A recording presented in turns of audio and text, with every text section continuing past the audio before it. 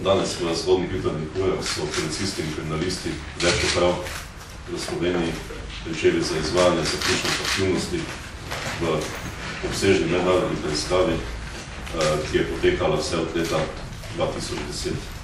Poudariti je potrebno, da gre za najobsežnejšo preiskavo v zgodovini samostojne Slovenije.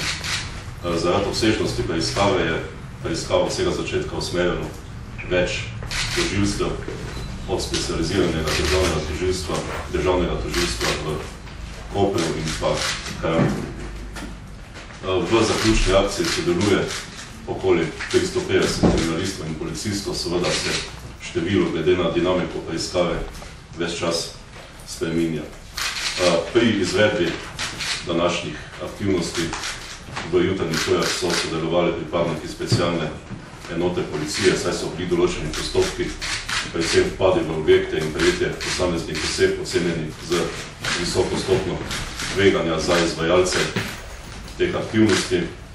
Podatki pridobljeni v preiskavi so namreč nakazovali, da so posamezni storilci oboroženi in so bili v preteklosti že obravnavani za nasilna dejanja. Trenutno poteka okoli 60 hišnih preiskav, seveda se njihovo število še spreminja. Prav tako je odzeta prostost okoli 50 osebam, ki so osumljeni sodelovanja v teh kriminalnih združbah. Največ aktivnosti poteka na območju policijske uprave Kranj, Ljubljana in pa Koper. Preiskava več kriminalnih združb je potekala vse od leta 2010. Ugotovitve preiskave pa so pokazale, da je več kriminalnih združb z območja Slovenije sodelovalo, delovalo povezano in medsebojno usklajeno.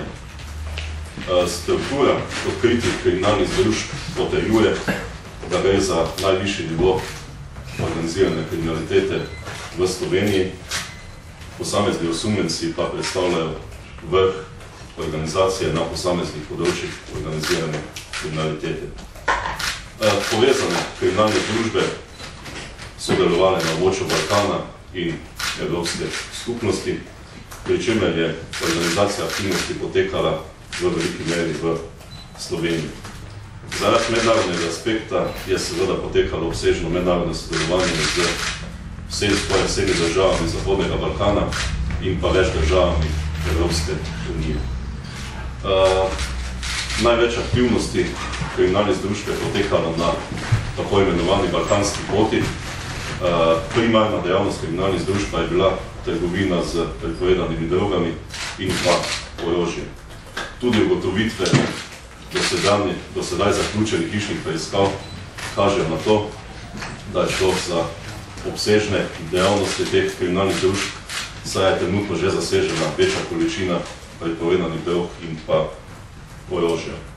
Na podlagi podatkov slovenske preiskave je bilo v preteklosti že prejetih več oseb, ki so sedaj priprte v več državah Evropske unije.